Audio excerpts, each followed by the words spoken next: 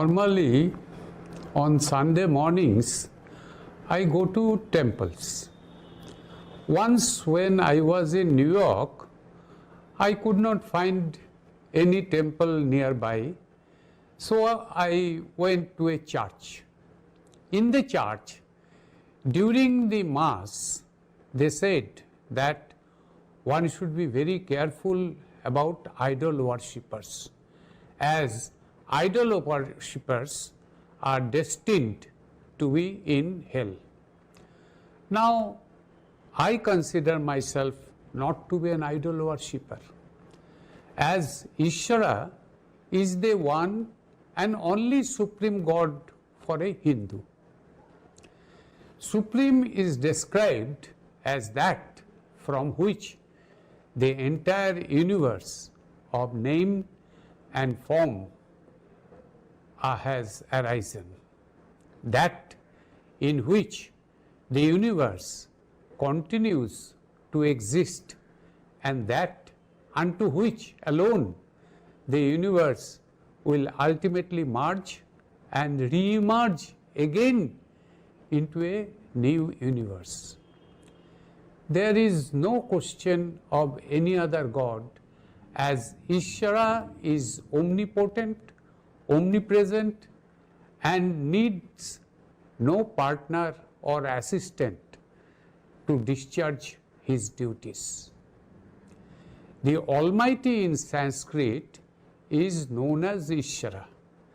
This is explained in Vedic sloka, that is hymns, as Om Ishvara Paramaikasvarupah Sanitya Sarvavyapi Vibhuranadiranantasya Sanirakaro Nirupo Varnanati Ito Nikampasya Kaschit Shvabdarupena Svatmanam Prakashayati Savidhata Karanang Karanam Tatha Sarvashaktiman Tadichha Puranaya Kasyapi Saha Yasya Prayojanam Navartate Yatoditviya Kopi Nasti. Ishvara didn't require any parents. It is not parents, but the human beings who gave the supreme entity a name, Ishvara. People of various regions call him by various names, like Ishvara, Vishnu, not Vishnu, Brahma, Devadu, Ishvaran, Kadabhu, Iraivan, etc., etc. The symbol of Ishvara is Om.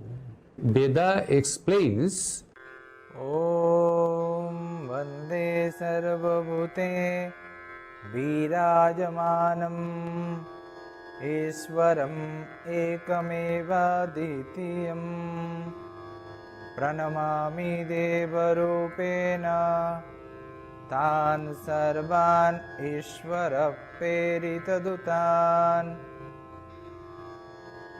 Ishvara Peritaduta Agachanti Devarupena Punah Punah Tanmadhe Stheshtatrayam Brahma Vishnu Maheshwara. this sloka means Ishvara sends devatas as his prophets to regions of the world from where good accrues to humanity.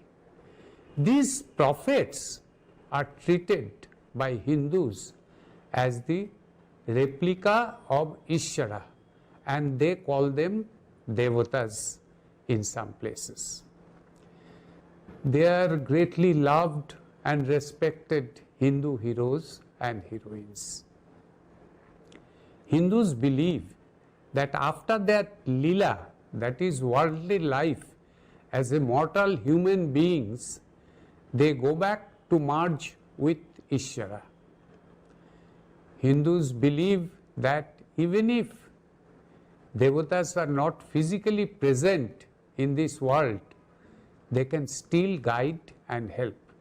This is very special in Hindu religion alone, and this differs from other religions. Hindus make statues of prophets, that is idol, and pray to Ishvara using them as a media. These prophets are known as devatas. This concept is unfathomable to preachers of other religions. Christians worship statues of idol of Jesus Christ, Mother Mary, and symbol of cross. People make statues of Karl Marx, Mahatma Gandhi, etc., and pray to them for the success of their movement. This can also be called idol worship. In some religion, symbol of Satan is stoned at their holiest places of worship. All wise Hindus know Ishvara is normally formless, all-pervading and all-powerful. He does not require any assistant or partner, least of all some fiendish terrorist to carry out his wish.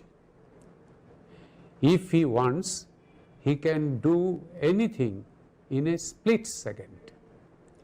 During 1,000 years of Islamic rule and 200 years of Christian rule in India, some Hindus formed terrorist organization to overthrow the regimes. But Hindu scripture do not support terrorism and slavery. No terrorism can sustain without society's tacit support. Some countries finance terrorism because maintaining a regular army is costlier. But Hindus never even given any tacit support to terrorism. Anyone will salute his national flag wherever he finds it in the world. He knows very well that national flag is only a piece of fabric and color and not the nation. Respecting the national flag is an example of idol worshipping. Hindus immerse their idol after worshipping to prove that the statue or the idol is not important. No one prays to the stone statue but prays to the Almighty. This is why before all mantras one first says Om, which in Sanskrit means Almighty is the greatest.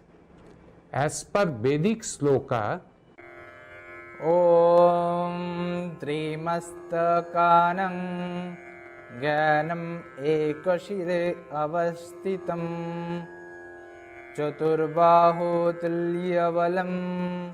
द्विहस्तेरोपितं भक्तिच्छा पुरनाथ पुनः पुनः आविर्भूतं प्रणमामि तं हि ईश्वर प्रेरितद्दूतम्.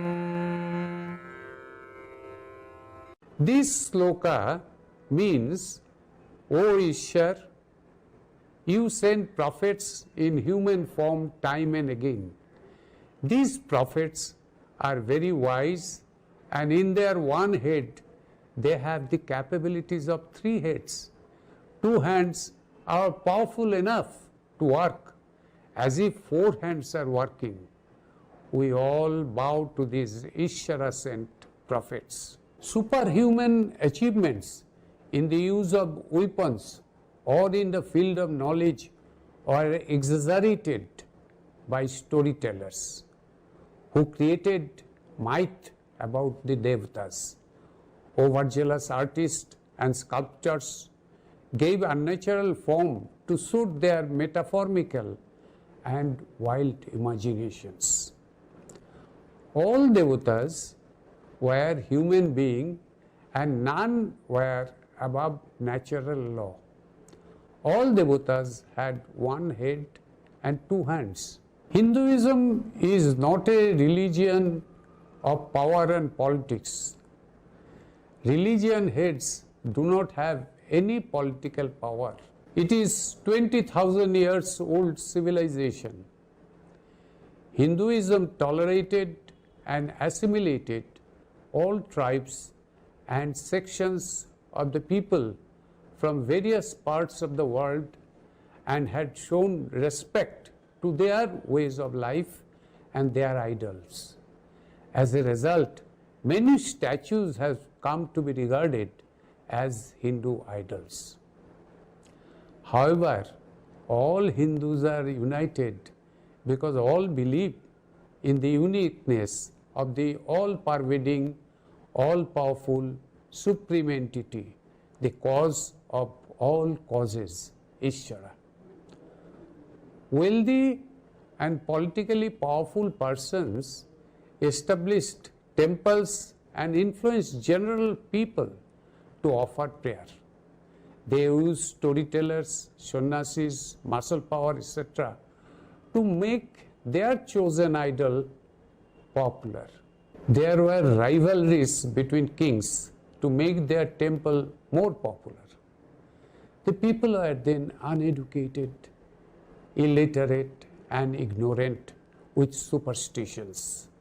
Forgetting their financial miseries, they remained satisfied with worshipping idols. As per 7th chapter, hymn number 20 of Bhagavad Gita, the most sacred scripture of Hinduism, कामैस्तैस्तैर्हृतज्ञाना प्रपद्यन्ते अन्यदेवताः तं तं नियममस्थाय प्रकृत्या नियतः स्वया. This sloka clearly says that one obtains fruit by praying to Ishvara, but those who have lost their reasoning power and are of ignorant nature worship deities, that is, statues of devatas. One day, a religious scholar from another religion asked Indian great saint Sri Ramakrishna, "You must know that Almighty is formless, colorless, omnipresent. Are you not afraid of His wrath that you are worshipping an idol?" Sri Ramakrishna said smilingly, "I have a relationship with the Almighty of respect and love, similar to that of mother and child. And I am too insignificant in this universe. He is not a jealous dictator to have wrath on me." Then Sri Ramakrishna explained that water is formless, colorless, but at times it take form of ice and take color of white or bluish.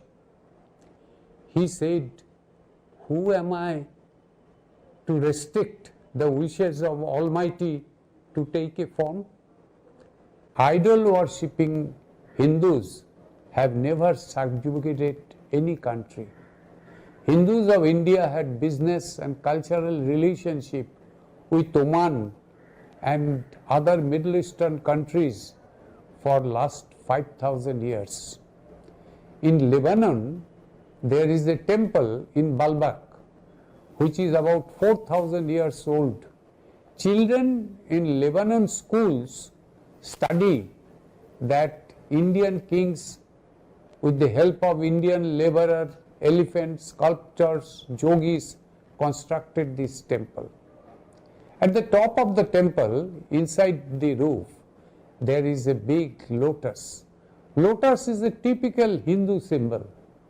Nowhere in Lebanon or Egypt one can find lotus. In 12th century, Tamil king Suryavaram II sent Indian laborer, doctor, engineers to Cambodia to build the world's largest temple complex in Angkor Thom and Angkor Wat for Lord Krishna and later Lord Buddha. The temple was a gift to Khmer king of Cambodia as a sign of friendship. Idol worshippers remained a peaceful nation for 20,000 years. Hindus have never resorted to forced conversion to Hinduism, never resorted to genocide or slavery. Conversion to Hinduism must be voluntary and without any allurement. Many countries like Indonesia, Egypt, Iran, Iraq, etc. were converted to Islam within 20 years of Islamic rule, forgetting their many thousand years old civilization. But 1,000 years of Islamic rule and 200 years of Christian rule could not convert the Hindus. This is how idol worshipping Hindus are.